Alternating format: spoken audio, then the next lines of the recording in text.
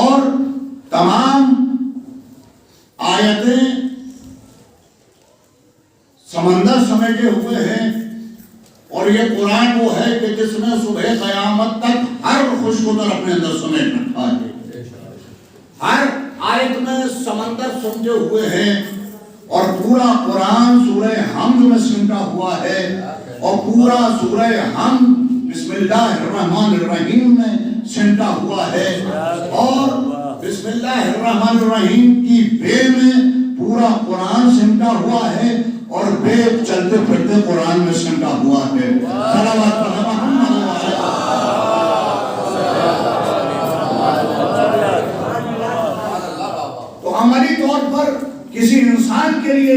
بلاغت ممکن نہیں ہے. یہ تعریف میں کہہ دیا جاتا ہے کہ کوزے کے اندر سمندر کو سمیٹ دیا ہے، یہ صرف پروردگار عالم کر سکتا ہے. تو ارشاد ہوتا ہے کہ زمانے کی قسم کے انسان گھاٹے میں تھے، اگر وہ قسم نہ کھاتا تب بھی خدا تھا، اور یقیناً اس کی بات اتنی ہی باعظمت تھی.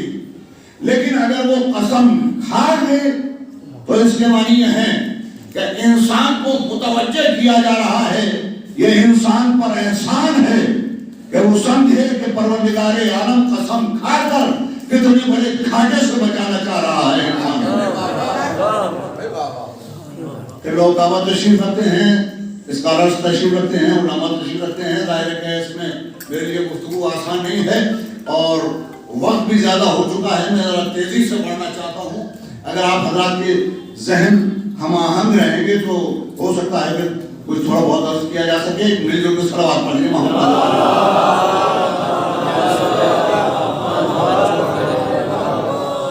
یہ سورہ وہ سورہ ہے کہ جس کے لیے امام شافعی کہتے ہیں کہ اگر قرآن میں کچھ نازل نہ ہوتا، صرف یہی سورہ نازل ہوتا تو انسان کی فلاح کے لیے یہی سورہ کافی تھا. امام رازی نے یہ فرمایا کہ میں نے جو سورہ عصر کی تفسیر سیکھی وہ ایک برف بیچنے والے سے سیکھی کہ شام کا وقت تھا اور وہ برف بیچنے والا آواز لگا رہا تھا کہ کوئی رحم کرو اس شخص کے اوپر کہ جس کا سرمایہ کھلا جا رہا ہے. وقت گزرتا جا رہا تھا، اس کا سرمایہ کھلتا جا رہا ہے، کوئی اسے خریدنے والا موجود نہیں ہے. وہ کہتا ہے کہ رحم کرو کہ میرا سرمایہ کھلا جا رہا ہے. وہ کہتے ہیں کہ میں نے سورہ عصر کی تفسیر اس طرح سیکھی کہ انسانی حیات کھٹتی جا رہی ہے، ہر قدم قبر کی طرف لیا جا رہا ہے. ہر سانس بڑھتی ہوئی، ہر سانس انسان کی زندگی کو کھٹاتی جا رہی ہے. مگر یہ انسان ہے کہ خواب غفلت سے بیدار نہیں ہونا چاہتا.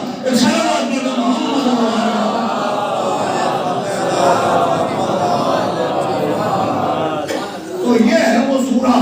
اور اس سورے میں پروردگار عالم نے گھاٹے کا بھی ذکر کیا، گھاٹے سے بچنے کا بھی ذکر کیا، گھاٹے کا اعلان بھی کیا کہ انسان گھاٹے میں ہے. لیکن ایک ترکیب بھی بتائی، 4 نکات کی ایک فارمولہ بھی دیا کہ اس 4 نکات کی فارمولے پہ جو عمل کرے گا وہ گھاٹے سے بچا ہوا ہے. وہ 4 نکات کی فارمولہ کیا ہے کہ ایمان جو لوگ لے آئے وہ گھاٹے سے بچیں گے، وہی لوگ عمل صالح کریں گے تو گھاٹے سے بچیں گے. جب حق کی تلقین کریں گے اور صبر کی بصیرت کریں گے تو گھاٹے سے بچیں گے. اس سورہ پاک میں 2 چیزیں جو بتائی گئی، 2 نقطے جو گھاٹے سے بچنے کے بتائے گئے، ان کا تعلق انسان کی اپنی ذات سے ہے، اور 2 چیزیں جو بتائی گئی ان کا تعلق دوسروں کی ذات سے ہے. اپنی ذات سے تعلق یہ ہے کہ ایمان لائے، عمل صالح انجام دے. دوسروں کی ذات سے تعلق یہ ہے کہ جب وہ خوبیاں تمہارے اندر پیدا ہو جائیں، جب تم با ایمان ہو جاؤ، جب تم عمل صالح بجانے لگو، تو جب تم مہکتا ہوا پھول بن جاؤ. تو اسلام یہیں پر آ کر نہیں رکتا کہ تم مہکتا ہوا پھول بن گئے. اب تمہاری ڈیوٹی یہ ہے کہ پورے چمن کو مہکاؤ. تم میں سے ہر ایک کو ایسا ہی مہکتا ہوا پھول ہونا چاہیے. تو اب تم مہک نہیں رہے ہیں، یہ جو خوبی تم نے اپنے اندر پیدا کی ہے اسے دوسروں تک منتقل کرو. تو 2 کا تعلق اپنی ذات سے ہے، 2 کا تعلق دوسروں کی ذات سے ہے. تو میں جلدی عرض کروں، شاید 2 باتوں پر بات والوں پر گفتگو نہ ہو سکے، اس وقت صرف 2 ہی باتوں پر گفتگو ہو پائے، اور ممکن ہوا تو شاید ہو جائے کہ ایمان والا گھاٹے سے بچا ہوا ہے جو ایمان لے آیا اور جس نے عمل صالح کیا. اب یہ ایمان کیا ہے عزیزان گرامی؟ ایمان اور عقیدے میں ایک ذرا سا فرق ہے. ایمان اور عقیدے میں کوئی بہت بڑا فرق نہیں ہے. ایمان کیا ہے؟ ایمان یہ ہے کہ ہم اللہ پر ایمان لائے، رسول پر ایمان لائے، ان کی کتابوں پر ایمان لائے، اور یہی چیز جب راسخ ہو جاتی ہے تو ہمارا عقیدہ بن جاتی ہے. ایمان کیا ہے؟ حضرت موسیٰ اپنی قوم کو لے کر جا رہے ہیں، پیچھے فرعون کا لشکر آ رہا ہے، اور تیزی کے ساتھ حضرت موسیٰ اسرائیل کو لے کر جا رہے ہیں تاکہ فرعون کے ہاتھوں سے بچ سکیں. چلتے چلتے اچانک یہ منظر سامنے آیا کہ سامنے دریائے نیل تھا. اب سامنے دریائے نیل ہے, پیچھے سے فرعون کا لشکر آ رہا ہے. اب یہ جو منظر قوم نے دیکھا تو قوم چیخ اٹھی, کہا موسیٰ ہم تو برباد ہو گئے, ہم تو مارے گئے, ہم تو گرفتار ہو جائیں گے, ہم تو قتل کر دیے جائیں گے, ہم تو چاروں طرف سے گھر گئے. پیچھے فرعون کا لشکر آ رہا ہے, سامنے دریائے نیل ہے.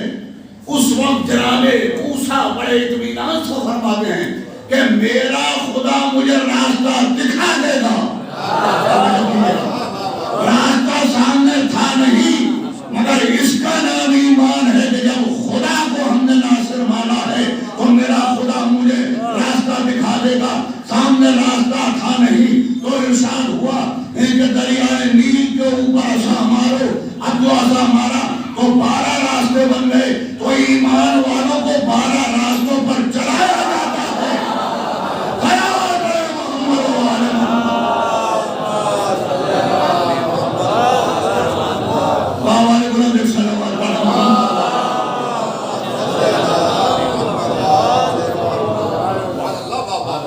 تو ایمان یہ ہے. اور عمل کیا ہے؟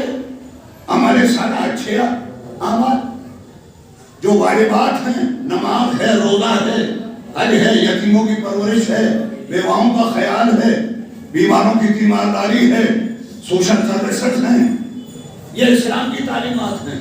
تو وہ گھاٹے سے بچیں گے جو 2 چیزیں یہ اپنی ذات کے اندر پیدا کر لیں.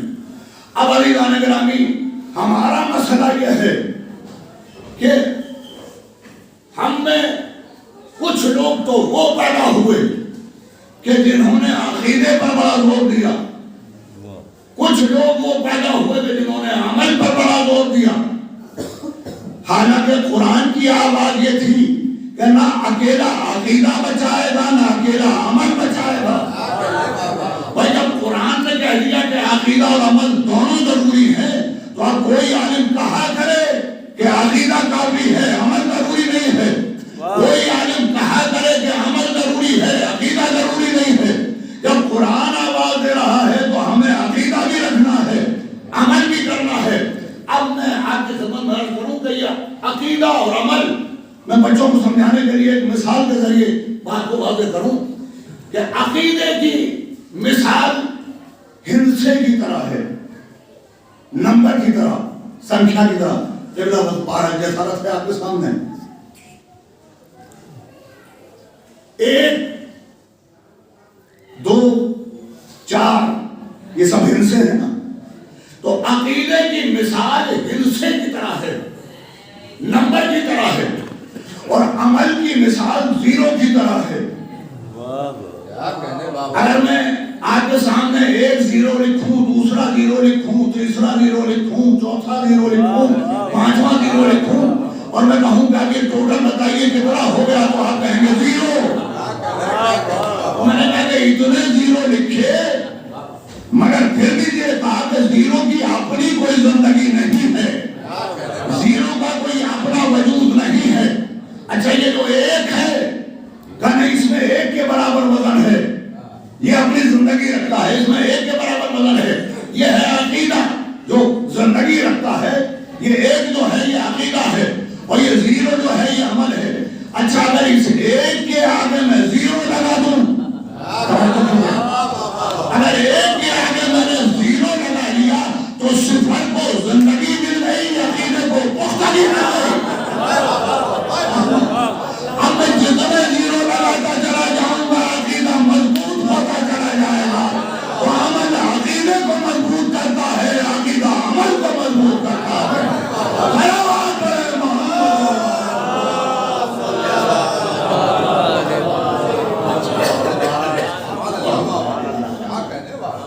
اچھا اگر میں رائٹ سائڈ میں لگا کر لیفٹ سائڈ میں 0 لگا دوں, بھائی ادھر 0 نہیں لکھا, میں نے لیفٹ سائڈ میں لگا دیا 0.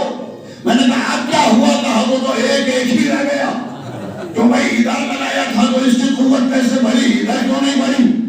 کہا کہ زیروں کو صحیح مقام پر لگایا جائے گا تب اس کی قوت بڑھے گی۔ تو عزیزان گرامی، اگر عقیدہ صحیح ہوگا تو اس کے ساتھ عمل کام کرے گا، اگر عمل کو غلط عقیدے کے ساتھ لگایا جائے گا تو عقیدہ عمل کو کوئی قوت نہیں دیتا۔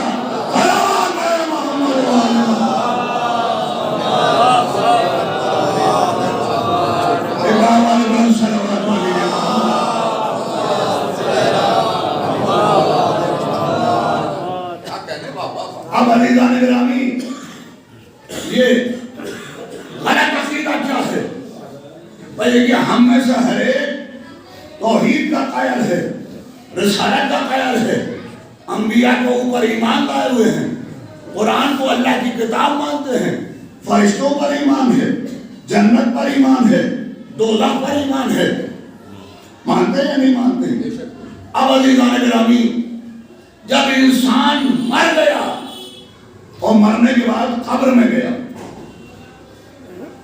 تو جب قبر میں انسان پہنچ جاتا ہے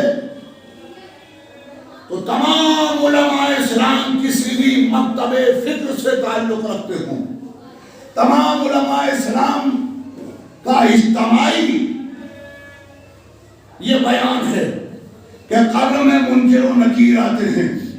اچھا اگر سوال کیا کرتے ہیں؟ نماز کا سوال کرتے ہیں، روزے کا سوال کرتے ہیں، حج و زکوٰۃ کا سوال کرتے ہیں۔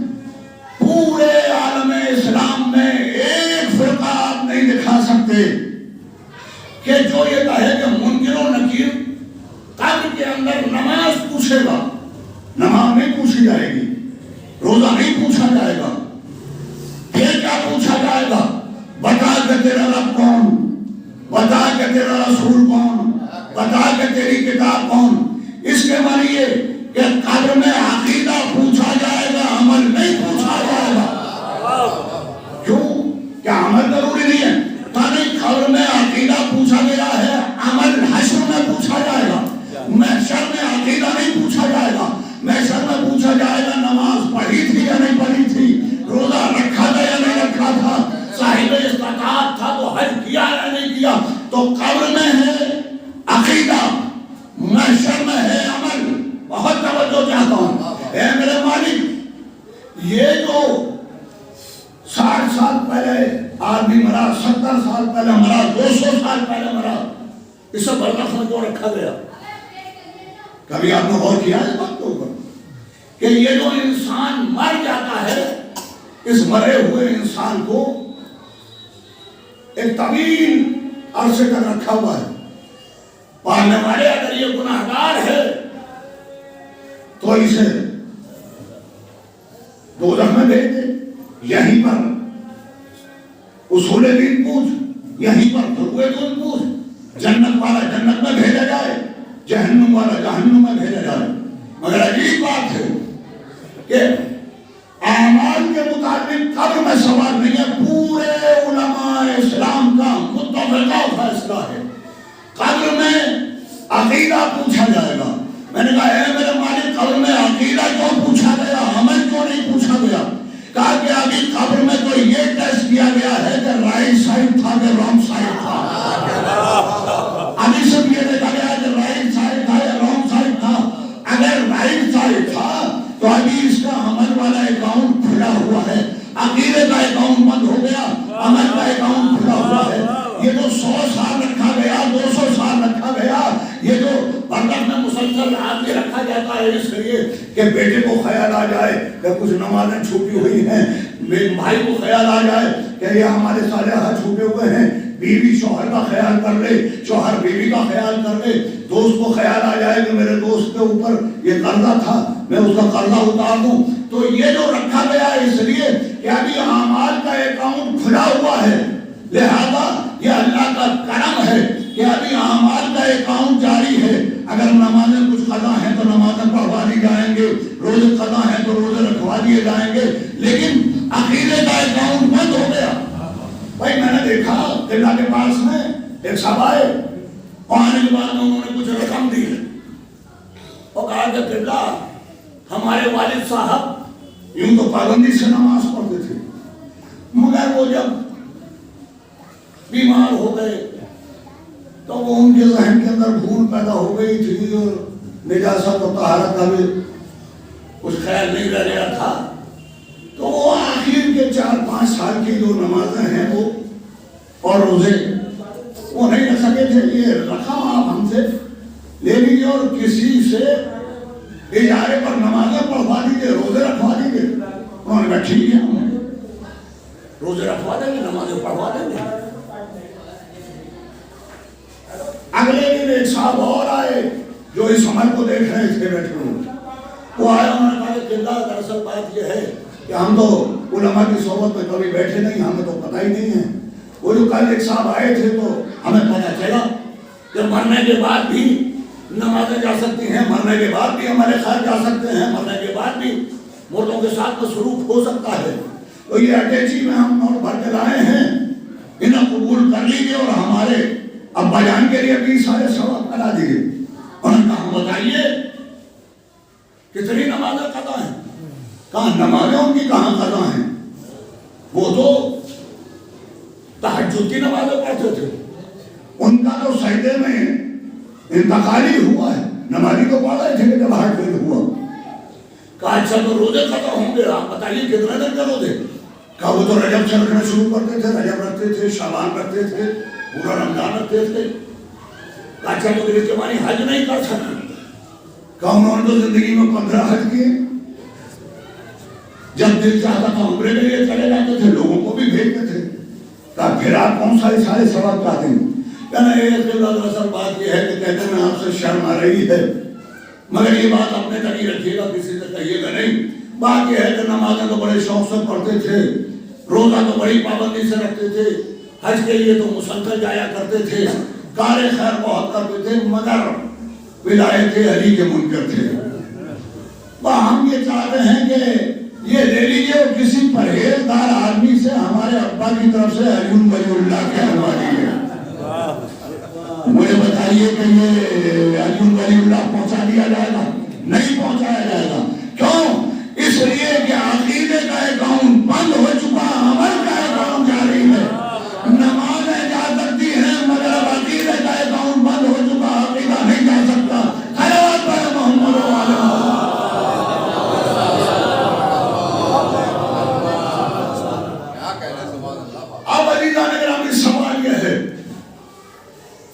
کہ یہ جو عقیدہ اور عمل ہمارے سامنے ہے، تو عمل جو ہے یقیناً عمل کا وزن ہے، عمل کے بغیر انسان گھاٹے سمجھ نہیں سکتا، مگر عقیدہ اور عمل میں فرق یہ ہے کہ عمل نہ کرنے سے انسان گنہگار ہو سکتا ہے، فاسق ہو سکتا ہے، لیکن مردود نہیں ہوتا۔ میں اپنی گفتگو کو پائے ثبوت میں پہنچاؤں، سورہ بقرہ کے اندر پروردگار عالم تذکرہ کر رہا ہے کہ ہم نے حکم دیا کہ جب آدم کی روح کو، ہم اپنی روح کو آدم کے جسد میں پھونکیں تو تم سب کے سب سجدے میں گر جانا، ملائکہ سے خطاب ہے، تم سب کے سب سجدے میں گر جانا۔ اور اس کے بعد پورا واقعہ قرآن بیان کر رہا ہے کہ سب سجدے میں گر گئے الا ابلیس، ابلیس نے سجدہ نہیں کیا۔ تو سب نے عمل کیا، ابلیس نے عمل نہیں کیا، تو ابلیس عمل نہ کرنے سے گناہگار تو ہوا مگر مردود بارگاہ نہیں ہوا۔ بھائی توجہ، ابھی نکالا نہیں گیا، تو اس کے معنی یہ ہے کہ عمل نہ کرنے سے گناہگار تو ہوا مگر مردود بارگاہ نہیں ہے۔ مردود بارگاہ کب ہوا کہ پروردگار عالم نے کوسچن آنسر شروع کر دیے، کہا تو نے سجدہ کیوں نہیں کیا؟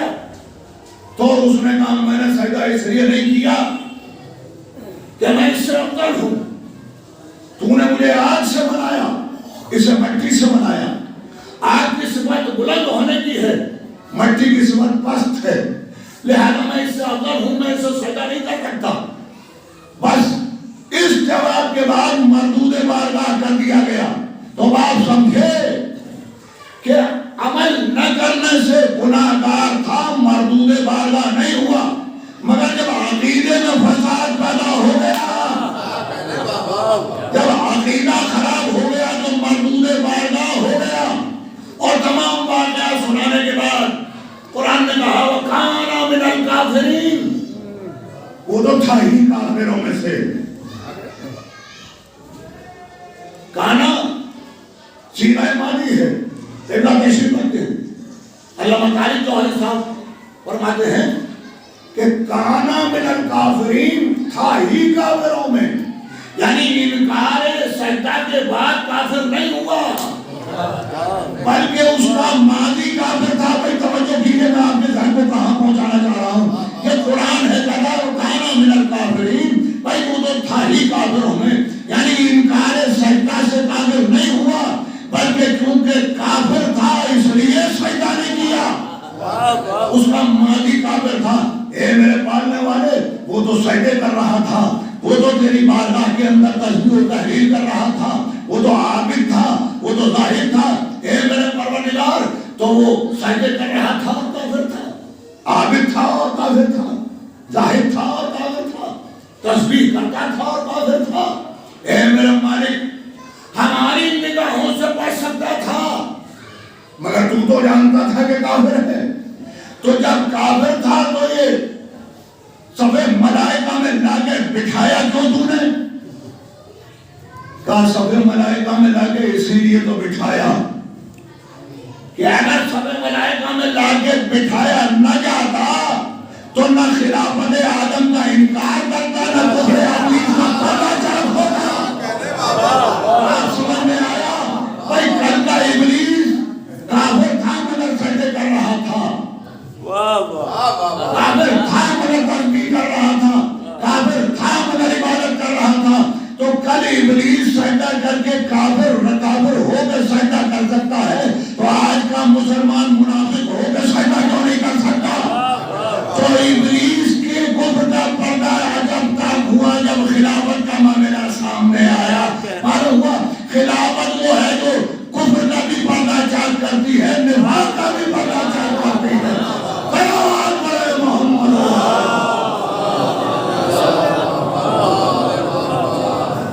ایک اور بابا نے بولا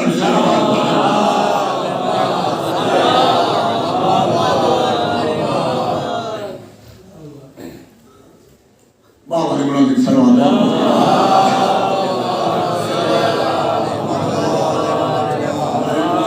وقت قریب ہے، میں بہت زیادہ طولانی گفتگو نہیں کرنا چاہتا ہوں. تو گھاٹے سمجھنے کے لیے ایک عقیدہ ایک عمل.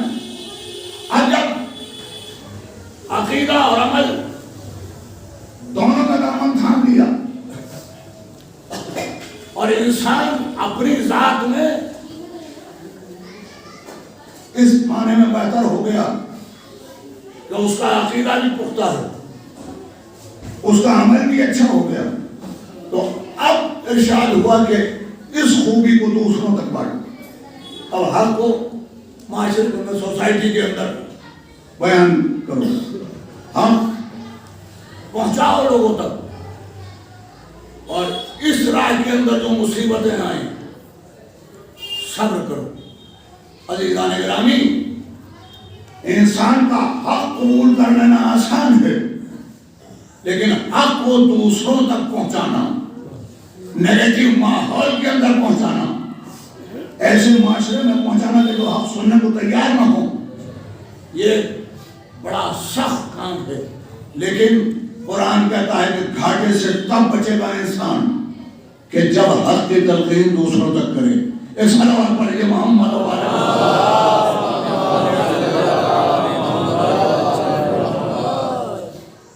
لوگ کہتے ہیں کہ آج ان باتوں کا زمانہ نہیں ہے، یہ چیزیں پڑھنے کا زمانہ نہیں رہا. مگر میرا سوال یہ ہے کہ کیا بنی امیہ کا زمانہ اس قابل تھا کہ یہ چیزیں پڑھی جائیں؟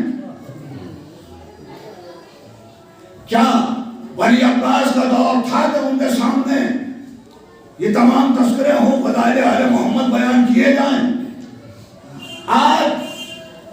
جب علامہ مودودی خلافت و ملوکیت لکھ کے حقائق کو تسلیم کر رہے ہیں، آج جب بڑے بڑے علماء حقائق کو تسلیم کرنے کی دہلیز پر آ چکے ہیں، جب طاہر القادری جیسے اسکالر حق اہل بیت بیان کر رہے ہیں، جب محمد علی انجینئر جیسے لوگ حق اہل بیت بیان کر رہے ہیں، جب ڈاکٹر طہ حسین الفتنۃ الکبریٰ لکھ کر بہت سارے حقائق لوگوں تک پہنچا رہے ہیں، تو کل جب ہمیں سوریوں پر لٹکایا جا رہا تھا تب تو زمانہ یہ تھا کہ ہم نے سوریوں کو منبر بنا کر فضائل علی بیان کیے، اور آج جب دنیا دہلیز پر آ رہی ہے تو آج زمانہ نہیں ہے کہ ہم حقائق بیان کریں۔ صلوات پڑھیں محمد و آل محمد۔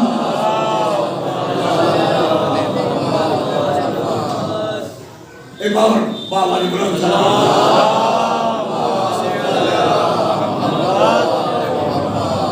تو اب حقائق کو بیان کس طرح سے کیا جائے، معاشرے تک حقوق کو کیسے پہنچایا جائے، معاشرے کی کس طرح سے اصلاح کی جائے، متوکل کا زمانہ ہے۔ ہمارے بہت بڑے عالم ابن سکیر جو لنگوسٹک کے بڑے ماہر تھے، جناب ابن سکیر، ہمارے علماء نے شیعت کو یوں ہم تک نہیں پہنچا دیا، بڑی بڑی قربانیاں دے کر یہ شیعت ہم تک پہنچی ہے۔ اور میں ایک جملہ کہا کرتا ہوں کہ ہم خون کے دریا میں غوطہ لگا کر پار نکلے ہیں، اپنے ہی خون کے دریا میں غوطہ لگا کر پار نکلے ہیں، مگر ہم سر جھکا کر نہیں نکلے، سر اٹھا کر نکلے ہیں۔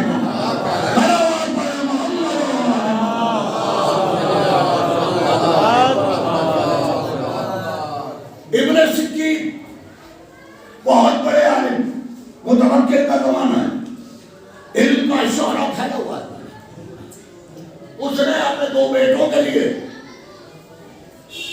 موجد اور موجد کے لیے اس نے ٹیوٹر مقرر کیا جناب ابن سکین کو۔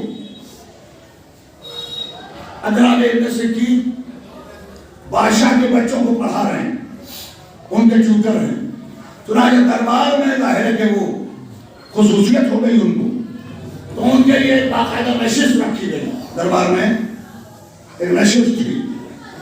جب دربار لگتا تھا تو جناب ابن سکین وہاں پہ جا کر تشریف رکھا کرتے تھے۔ ٹائم گزر گیا، کچھ ٹائم کے بعد اچانک ایک دن وزیر اعظم نے دیکھا کہ متوکل بڑا پریشان ہے کچھ دنوں سے، سر جھکا کر بیٹھ جاتا ہے، حاجت دماغ نہیں رہتا، تو اس نے ایک دن جرأت کر کے کہا کہ بادشاہ ہم یہ دیکھ رہے ہیں کہ آپ کچھ دنوں سے بڑے پریشان ہیں، تو آخر کیا معاملہ ہے کہ جو آپ کو یہ پریشانی ہے، اور میں آپ کو جو یہ دیکھتا ہوں کہ آپ اکثر کھو جاتے ہیں، آخر کیا معاملہ ہے؟ حکومت کے ایسے کوئی معاملات نہیں ہے کہ جن سے میں واقف نہ ہوں، یہ آخر ایسی کون سی پریشانی ہے کہ جو آپ کے چہرے سے نمودار ہوتی ہے لیکن میں واقف نہیں ہوں؟ تو انہوں نے کہا کہ تم صحیح کہتے ہو، مجھے ایک بہت بڑا مسئلہ درپیش ہے۔ کہا کہ مناسب سمجھے تو مجھے بتائیں۔ انہوں نے کہا کیا بتاؤں، بڑے عجیب و غریب دور سے گزر رہا ہوں، متوکل دشمن اہل بیت، جس کا جواب نہیں ہے تاریخ کے اندر، دشمنی اہل بیت میں،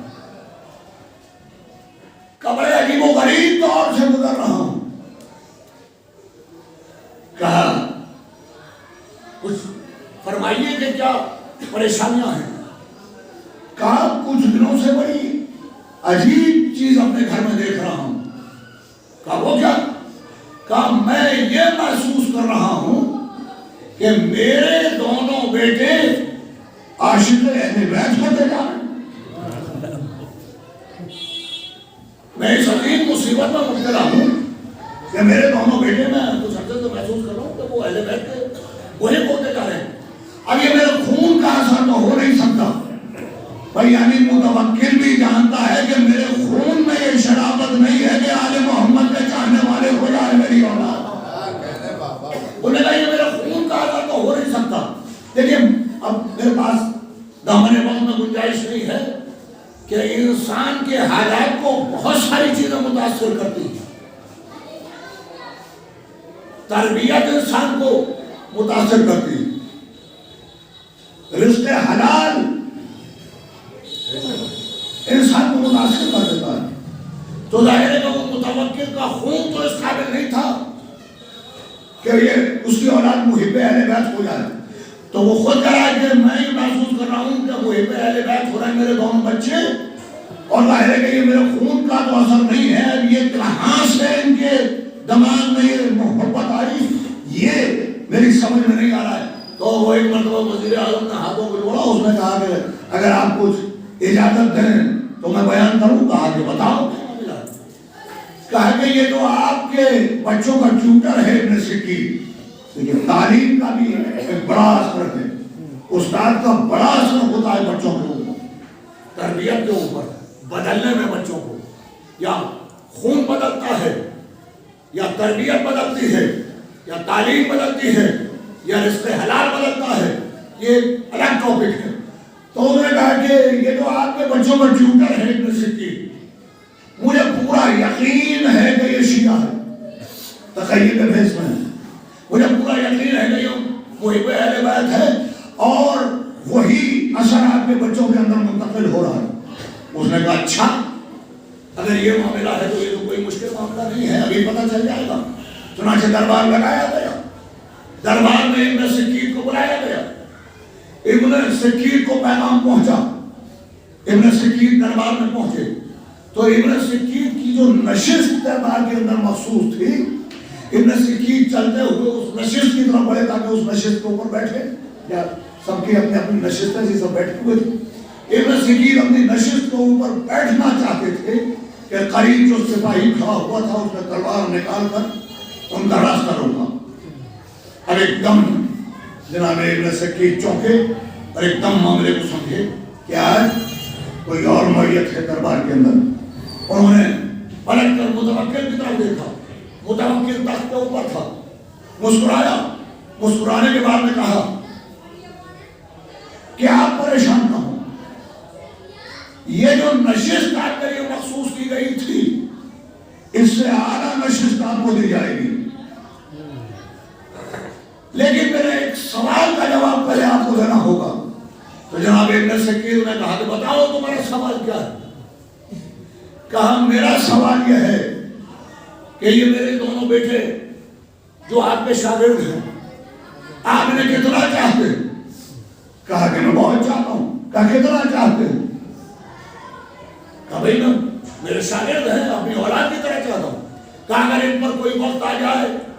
کہا کہ میں کوشش کروں گا کہ اپنی جان دیکھیں, ان بچوں کو بچا لوں. کہا بس ہم صرف یہی معلوم کرنا چاہتے ہیں کہ یہ بیٹے آپ کو کتنے عزیز. کہا کہ مجھے اولاد کی طرح عزیز, مجھے اپنی جان سے زیادہ عزیز. کہا اب ہمیں یہ معلوم کرنا ہے اور یہ سوال آپ سے کرنا ہے, اس کا جواب دیجئے کہ یہ میرے دونوں بیٹے زیادہ افضل ہیں یا علی کے بیٹے حسن و حسین زیادہ افضل ہیں. اب دیکھیے آپ تو مسئلہ نہیں رہ گیا, وہ جو اس نے کہا تھا کہ یہ تو کوئی مشکل مسئلہ نہیں ہے, میں ذرا دیر میں معلوم کر لوں گا. ابن سکیر سے سوال کیا گیا کہ یہ بتاؤ کہ یہ میرے دونوں بیٹے زیادہ افضل ہیں یا علی کے بیٹے حسن و حسین زیادہ افضل ہیں. ابن سکیر سمجھ گئے کہ معاملہ کیا ہے. ابن سکیر مسکرائے. مسکرانے کے بعد جناب ابن سکیر نے کہا کہ سنو, اور یہ کہنے کے بعد ایک مرتبہ دربار کی طرف متوجہ ہوئے. کہا کیا میری آواز آخری آدمی تک پہنچ رہی ہے. آخری سب سے آواز آئی کہ ہم آپ کی بات سن رہے ہیں. ابن سکیر نے بتایا کہ جب حق بیان کرنے کا وقت ہو تو آہستہ سے بیان نہیں کیا جاتا, بلند آوازوں سے بیان کیا جاتا. کہا میری آواز آخری آدمی تک پہنچ رہی ہے. کہاں ہم آپ کی آواز سن رہے ہیں. ایک مرتبہ پہلے متوکل کی طرف. کہا متوکل پھر سے اپنے سوال کو دوہرا. ابھی تک حاکم کہہ کر خطاب ہوتا تھا, اب نام لے کر خطاب کر رہے ہیں. کہا کہ متوکل بتا کہ تیرا سوال کیا ہے؟ ابن سکید میں دربار میں پیغام چھوڑا کہ رواداری وہاں تک ہے جہاں تک وفاداری پہ سوال نہ آئے. جہاں رواداری اور وفاداری میں فرق آنے لگے تو وفاداری اپنے مقام پر ہوگی، رواداری اپنے مقام پر ہوگی. صلوات پڑھے محمد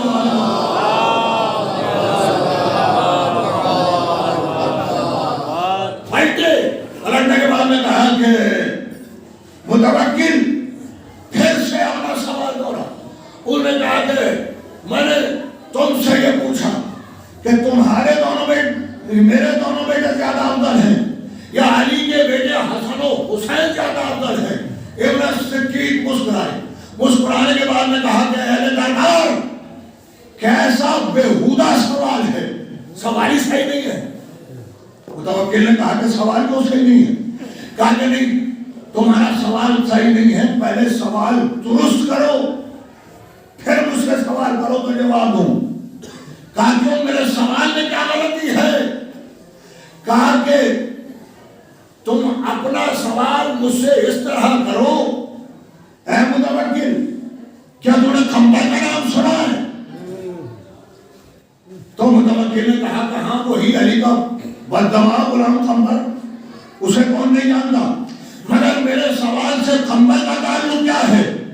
کہا کمبر کا تعلق ہے، تو کمبر کو جانتا ہے نا؟ کہا میں کمبر کو اچھی طرح جانتا ہوں، علی کا غلام کمبر. کہا تو ہاں اپنے سوال کو پہلے صحیح کر، مجھ سے یہ معلوم کر کہ یہ تیرے دونوں بیٹے زیادہ افضل ہیں یا علی کا غلام کمبر جو جوتیاں پہنتا تھا وہ جوتیاں زیادہ افضل ہے؟ جب سوال قابل ہو جواب ہو جائے تو میں جواب دوں. صلوات پڑھے محمد.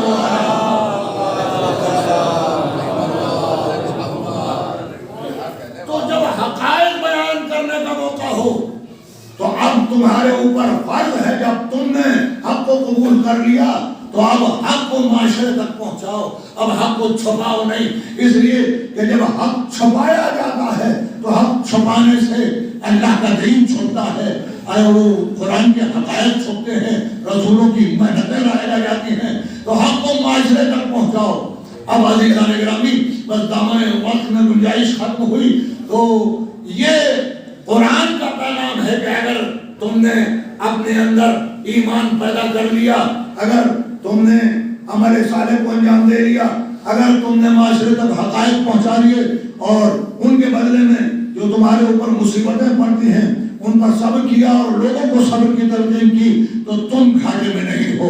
انسان گھاٹے میں ہے مگر وہ گھاٹے میں نہیں ہے.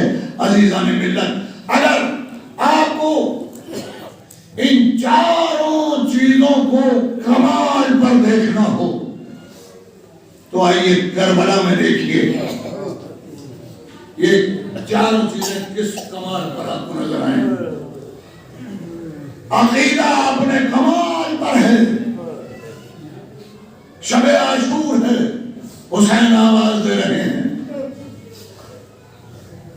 میں تمہاری شفاعت کا ذمہ دار ہوں. یہ تمہارے خون کے پیاسے نہیں ہیں، یہ میرے خون کے پیاسے ہیں. میں تمہاری ذمہ داری لیتا ہوں، تمہاری شفاعت کا ضامن ہوں. میرا ساتھ چھوڑ دو، چلے جاؤ. بس شمع کو بجھا دیا. کہیں ایسا نہ ہو کہ کوئی شرم کی وجہ سے رہ جائے پھنسا ہوا اور اٹھنا نہ پائے. شمع تو بجھ گئی. کون جانے شب عاشور کے افسانوں کو، شمع گل ہو کے پرکھ لیتی ہے پروانوں کو. ادھر شمع گل ہوئی، ادھر زہیر کی آواز بولی مولا ہمارا امتحان لے رہے، ہم آپ کو چھوڑ کر چلے جائیں، ہم آپ کو چھوڑ کر زندہ رہ جائیں. مولا تو سنیے کہ میں دشمنوں سے آپ کے اس وقت تک جنگ کروں گا جب تک تلوار کا قبضہ میرے ہاتھوں میں رہے گا، اور جب تلوار میرے ہاتھوں سے نکل جائے گی تو میں اپنے نیزے سے دشمنوں کو ماروں گا. اس وقت تک جب تک کہ میرا نیزہ دشمنوں کے سینے میں ٹوٹ نہ جائے. اور جب نیزہ میرا ٹوٹ جائے گا تو میں تیروں کا میں دشمنوں کی طرف برساؤں گا، اور جب میں اسلحے میرے پاس سب ختم ہو جائیں گے تو میرے مولا میں پتھر اٹھا کر پتھروں کو دشمنوں کی طرف پھینکوں گا۔ میں کہوں گا اے زہیر تمہیں تو وہ وقت نہیں آیا کہ تمہیں پتھر دشمنوں کی طرف پھینکنے کو، مگر میں نے تاریخ کربلا کے اندر دیکھا کہ جن کے پاس تلواریں تھیں وہ اسرے عاشور کو تلواریں برسا رہے تھے، جن کے پاس نیزے تھے وہ نیزوں سے حملے کر رہے تھے، جن کے پاس تیر تھے وہ تیروں سے حملے کر رہے تھے، اور جن کے پاس کچھ نہیں تھا وہ پتھر اٹھا کر فاطمہ کے دار کی طرف پھینک رہے تھے۔ اور باب اللہ اگر آپ کو عمل آپ کی منزل میں دیکھنا ہو، یہ عقیدے کی منزل تھی، اب اگر عمل کی منزل میں دیکھنا ہو تو دیکھو نماز ظہر کا وقت۔ صحابی آئے اور آنے کے بعد میں کہا مولا اولے وقت نماز ہے، اللہ اکبر اللہ اکبر، اولے وقت نماز ہے۔ ابھی اس وقت تشریح کا موقع نہیں ہے، نماز ظہر کا اولے وقت پہچاننا بڑا مشکل ہے، بڑا شارٹ ٹائم ہوتا ہے نماز ظہر کا۔ اب آپ اندازہ لگائیے اصحاب حسین کی منزلت کو، مولا فرماتے ہیں کہ جیسے اصحاب مجھے ملے ایسے نہ میرے نانا کو ملے، نہ میرے بابا کو ملے، نہ میرے بھائی کو ملے، نہ کسی نبی کو ملے۔ تو صحابی حسین برستے ہوئے تیروں میں آنے جدا مولا اولے وقت نماز ہے، تو بھائی یہ تو حسین کو کہنا چاہیے تھا، امام وقت تو حسین تھے، حسین کہتے کہ اولے وقت نماز ہے اور نماز پڑھ لیں۔ حسین نے نہیں کہا، کیوں نہیں کہا؟ کیونکہ صبح دعویٰ کر چکے تھے جیسے میرے اصحاب ہیں ویسے میرے نانا کو نہیں ملے، میرے بابا کو نہیں ملے، تو موقع دے رہے تھے کہ دنیا پہچانے کہ میرے اصحاب کیسے ہیں۔ ابو سمامہ آئے، مولا اولے وقت نماز ہے۔ نہیں میرے عزیزوں، آپ نے میری جملے کی قدر نہیں کی، آپ پہچانے نہیں کہ اس عظیم صحابی کا کردار کیا ہے۔ اگر میں آپ کو جنگ صفین کی طرف پلٹا کے لے جاؤں، جنگ صفین کا یہی وقت تھا، ظہر کی نماز کا وقت تھا، تیر برس رہے تھے شامی فوج کی طرف سے، اولے وقت نماز تھا۔ علی آگے بڑھے، کہا ابن عباس مسلح بچھا دو کہ اولے وقت نماز ہے۔ ابن عباس نے ہاتھوں کو جوڑ لیا، مولا ان برستے ہوئے تیروں میں نماز کیسے ہوگی؟ وہ علی کا صحابی تھا، وہ برستے ہوئے تیروں میں نماز کا حوصلہ نہ کر سکا۔ یہ حسین کا صحابی ہے جو برستے ہوئے تیروں میں اولے وقت نماز کا خیال کر رہا ہے۔ اور باب اللہ تو یہ ہے عمل کی منزل، وہ عقیدے کی منزل، یہ عمل کی منزل۔ اور اگر آپ کو حق کی تلقین دیکھنی ہو تو رجز دیکھیے کربلا والوں کی، رجز کے اندر کس طرح کا حق کی تلقین ہے۔ اور اگر آپ کو پہچاننا ہو کہ یہ منزلیں کیا تھیں تو خدا کی قسم یہ چچا کی محبت میں بھتیجا نہیں آیا، بلکہ جب چچا سوال کرتے ہیں کہ بتاؤ تمہارے نزدیک کیسی ہے، تو قاسم جواب دیتے ہیں کہ چچا جان موت تو شہد سے زیادہ شیریں ہے۔ یہ چچا کی محبت نہیں ہے بلکہ یہ حق کی محبت ہے۔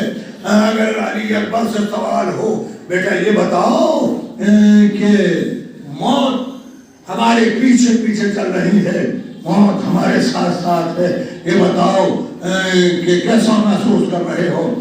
تو شہزادے نے جواب دیا کہ اگر ہم حق پر ہیں تو پھر پرواہ کیا ہے، موت ہمارے اوپر آ پڑے یا ہم موت کے اوپر جا پڑے۔ ہاں ارباب اللہ، میں نے وقت میں گنجائش نہیں تھی ورنہ میری طبیعت چاہ رہی تھی کہ تفصیلی گفتگو سورہ کریمہ کی ذیل میں ہوتی، مگر بس ظاہر ہے کہ نوجوان محب اہل بیت کے ایسان ثواب کی وجہ سے ارباب اعزاز بڑی سخت منزل ہے۔ ماں باپ کے سامنے جوان اولاد کا مر جانا، ظاہر ہے کہ ہر ایک کی منزل وہی ہے، کوئی آگے چلا گیا کوئی پیچھے جا رہا ہے، لیکن ایک فطری تقاضا یہ ہے کہ ہر باپ یہ چاہتا ہے کہ اس کا جنازہ اس کا بیٹا اٹھائے۔ مگر ارباب اعضا یہ بڑی سخت منزل ہوتی ہے کہ کوئی ماں کوئی باپ اپنے بڑے جوان بیٹے کا جنازہ دیکھے. اللہ رحم فرمائے، اللہ صبر کی طاقت دے ورثہ کو. مگر میں کربلا کے میدان کے اندر وہ نظیریں دیکھ رہا ہوں، وہ مثالیں دیکھ رہا ہوں. انسان کے دل کو تقویت دینے کے لیے، انسان کو صبر دینے کے لیے. ہاں ارباب اعضا، کبھی آپ نے غور کیا کہ علی اکبر جو بڑی تمناؤں سے حسین کو ملے تھے، نماز تہجد میں دعا مانگا کرتے تھے، اے پالنے والے تیرے حبیب کے جانے کے بعد ہمارا سایہ اٹھ گیا. نانا کی بڑی یاد آتی ہے، پالنے والے کہ ایسا بیٹھنا دیکھتے کہ جو تیرے رسول کی شبیہ ہو. چنانچہ جب دعا مقبول ہوئی تو علی اکبر پیدا ہوئے، اور جب علی اکبر پیدا ہوئے تو تمام دور دور تک قریوں تک یہ خبر پہنچ گئی کہ حسین کو اللہ نے شبیہ رسول جیسا بیٹا عطا کیا ہے. میں نے روایت کے اندر دیکھا کہ ایک شخص آیا اور آنے کے بعد میں امام علیہ السلام کی خدمت میں آگر اس نے کہا کہ میں نے سنا ہے کہ اللہ تعالیٰ نے آپ کو کوئی ایسا بیٹا عطا کیا ہے کہ جو ہمیشہ بھی رسول ہے. کہا اللہ نے ہم پر عنایت کی ہے. کہا کہ فرد رسول کیا مجھے زیارت نصیب ہو جاتی ہے. امام حسین علیہ السلام خانہ مبارک میں گئے اور ایک سفید کپڑے میں لپیٹ کر حضرت علی اکبر کو لے کر آئے اور لے جا کر اس کی گود میں لیا. اس نے ماتھے کو چوما اور استاروں کو چوما. کہا کہ خدا کی قسم ہم شبیہ رسول ہے. بڑی دیر تک دیکھتا رہا. اس کے بعد امام حسین علیہ السلام نے ہاتھوں میں لیا، ہاتھوں میں لے جا کر خانہ مبارک میں پہنچایا. اب یہ شخص بیٹھ گیا امام حسین کے پاس، بڑی دیر تک بیٹھا رہا. جب غیر معمولی تاخیر ہوئی تو امام نے پوچھا کہ کیا بھائی کوئی حاجت رکھتے ہو؟ کہا کہ مولا میں حاجت رکھتا ہوں. کہا کہ تو بتاؤ کیا حاجت رکھتے ہو؟ کہا مولا میرے لیے دعا کر دیجئے کہ جیسا ہم شبیہ رسول بیٹا آپ کو ملا ہے ایسا بیٹا مجھے بھی مل جائے. ایک مرتبہ حسین نے سر جھکا لیا. اس کے بعد سر اٹھا کر کہا ایک سوال کا جواب دے گے؟ کہا کہ مولا بیان فرمائیے. کہا کہ یہ بتا کہ اگر تجھے ایسا بیٹا مل جائے اور وہ کڑیل جوان ہو جائے، 18 سال کا خبرو جوان ہو جائے، اور یہ بیٹا ایک دن چل رہا ہو اور اس کی ایڑی کے اندر ایک کانٹا گھس جائے، تو یہ بتا کہ تیرے دل کے اوپر کیا گزرے گی؟ وہ چیخ کر بولا کہ یہ کانٹا اس کے پیر میں تو ہی جائے گا، یہ تو میرے کلیجے کے اندر چلا جائے گا. کہا تو پھر تو تمنا نہ کر، اس لیے کہ علی اکبر جیسا بیٹا پانے کے لیے حسین جیسا باپ چاہیے. اور باپ اعلیٰ یہ وہ بیٹا ہے. اب ذرا کا خیال تو کیجیے کہ جب یہ کڑیا جوان بیٹا ہاتھوں میں ہو کر آیا ہوگا بابا اب ہمیں مرنے کی اجازت دیجیے تو حسین کے دل پر گزری کیا ہوگی. علی اکبر بار سوال کرتے رہے، جب بار بار علی اکبر کہتے رہے تو ایک مرتبہ کہا کہ اے میرے لال ہم تمہیں روکیں گے نہیں، مگر تم جانتے ہو کہ تم سے زیادہ حق تمہاری پھوپھی کا ہے، انہوں نے تمہیں پالا ہے. جناب علی اکبر کو خود لے لیا تھا کہ بھیا علی اکبر کو ہمیں دے دیجیے، ان کی خدمت ہم کریں گے. صبح کو لے جاتی تھی، شام تک تمام ضرورتوں کو پوری کرتی تھی. چنانچہ جو بھی ضرورت ہوتی تھی جناب علی اکبر کو وہ جناب زینب سے بیان کیا کرتے تھے، جناب زینب پورا کیا کرتی تھی. چنانچہ اس وقت جناب زینب کے پاس بھیجا کہ جاؤ اپنی پھوپھی سے جا کے اجازت لو، اس لیے کہ انہوں نے پالا ہے. یہ حقوق ہے کربلا کے اندر انسان کے جن کا تحفظ ہو رہا ہے. جاؤ اگر اپنی پھوپھی سے اجازت لے کے آؤ. علی اکبر آئے اور آنے کے بعد ایک مرتبہ خیمے کے اندر آ کر جناب علی اکبر نے جناب زینب کے گلے میں پانی ڈال دی. ہاں ارباب اعضا یہ علی اکبر کا وہ طریقہ تھا کہ جب علی اکبر کو کسی چیز کی ضرورت ہوتی تھی تو پھوپھی کے گلے میں باہیں ڈال دیا کرتے تھے. زینب سمجھائیت کرتی تھی کہ علی اکبر کو کوئی حاجت ہے، کہتی تھی بیٹا بتاؤ تمہیں کیا چاہیے. علی اکبر حاجت بیان کیا کرتے تھے، زینب پورا کر دیا کرتی تھی۔ اب جو علی اکبر نے باہیں ڈالی تو زینب ڈر گئی، کہا ہے میرے لال تو جانتا ہے کربلا میں زینب غریب ہے، میرے لال ایسے میں تو کیا حاجت رکھتا ہے؟ اچھا میرے بیٹے بتاؤ میرے لال، میں کوشش کروں گی کہ پورا کر سکوں۔ پیروں کو پکڑ لیا، کہا پھوپھی اماں آپ دیکھ رہی ہیں بابا تنہا رہے، بابا تنہا رہے، اے پھوپھی اماں اب اجازت دیجئے کہ ہم میرن میں چلے جائیں۔ داداروں تو یہ جملہ سنا تو بڑی حضرت گائے علی اکبر کیا اسی دن کے لیے 18 سال پالا تھا؟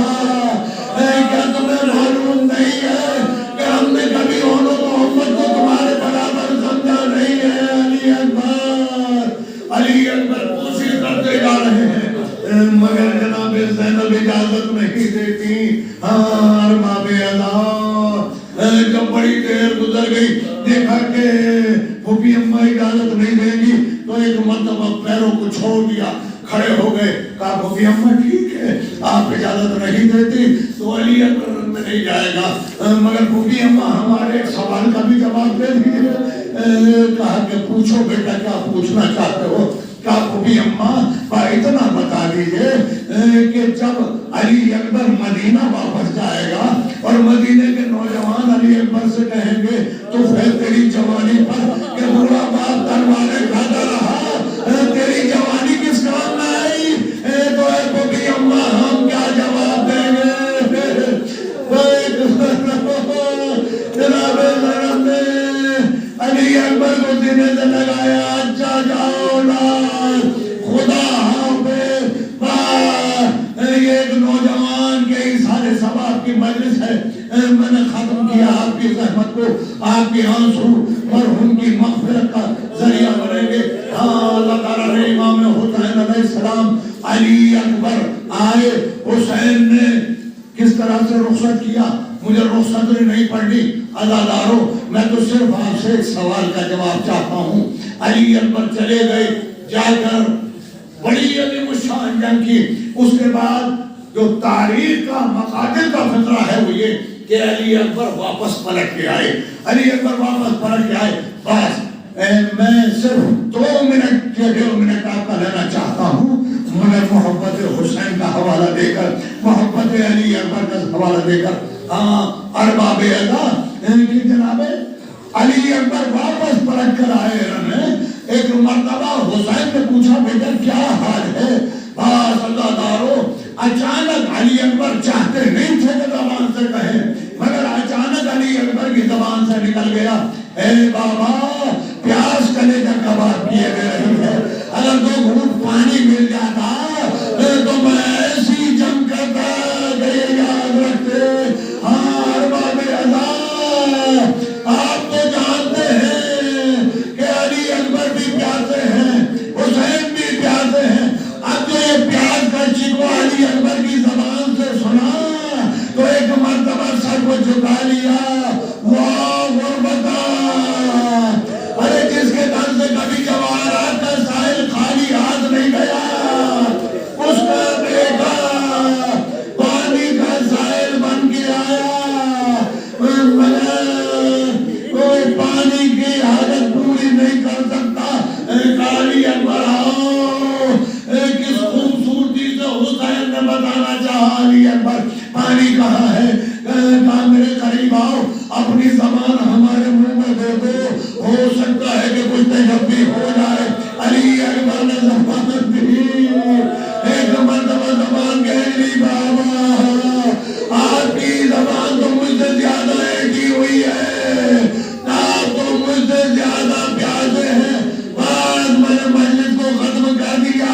عزاداروں علی اکبر سے حسین اکثر کہا کرتے تھے تم تو ہمیشہ پھوپھی سے عفوی مانگتے ہو، کبھی کسی چیز کا سوال ہم سے بھی تو کرو۔ حسین کے دل میں خواہش یہ تھی کہ علی اکبر کبھی کوئی سوال کرے تو ہم پورا کریں، مگر علی اکبر یہ جواب دیا کرتے تھے بابا تمام باتیں تو پھوپھی اماں پورا کر دیتی ہیں، کبھی کوئی حاجت ہوگی تو آپ سے بحث کریں گے۔ آئے کربلا میں حاجت لے کے آئے مگر حسین پوری نہ کر سکے۔ ادھر تو علی اکبر کے دل پہ یہ صدمہ کہ جب پانی نہیں تھا تو میری زبان سے کیوں نکلا، میں نے بابا سے کیوں پانی کے لیے شکوہ کیا، پیاس کا شکوہ کیا۔ ادھر حسین کے دل پہ یہ صدمہ کہ میرے لال نے مجھ سے پوری زندگی میں ایک سوال کیا مگر میں پورا نہ کر پایا۔ حسین نے کہا جاؤ بیٹا خدا حافظ۔ علی اکبر چلے گئے، میں نے مجلس کو ختم کر دیا۔ میں ایک سوال کا جواب چاہتا ہوں کہ کچھ دیر کے بعد حسین کے دل میں صدمہ تھا، بڑا صدمہ تھا، میرے بچے نے پانی کا سوال کیا، میں پورا نہ کر سکا، ہاں مگر کچھ دیر کے بعد علی اکبر کے کچھ دیر کے بعد یہ باپ بھی سر کٹا کر علی اکبر کے ساتھ نانا کی خدمت میں پہنچ گیا۔ مگر میں ایک بات عرض کرنا چاہتا ہوں کہ باپ تو سر کٹا کر پہنچ گیا لیکن ماں کو تو یہ پتا تھا کہ میرا لال پیاسا ہے۔ ذرا انصاف سے بتاؤ جب اس پیاسی ماں کے سامنے پانی آتا ہوگا تو کیا علی اکبر یاد نہ آتا ہوگا؟ جب بھی پانی آیا آئے علی اکبر، آئے علی اکبر۔ ارے ماں نے کبھی زندگی میں پیاس کر کر پانی نہیں پیا۔ اے میرا بچہ کربلا کے میدان میں پیاسا مر گیا۔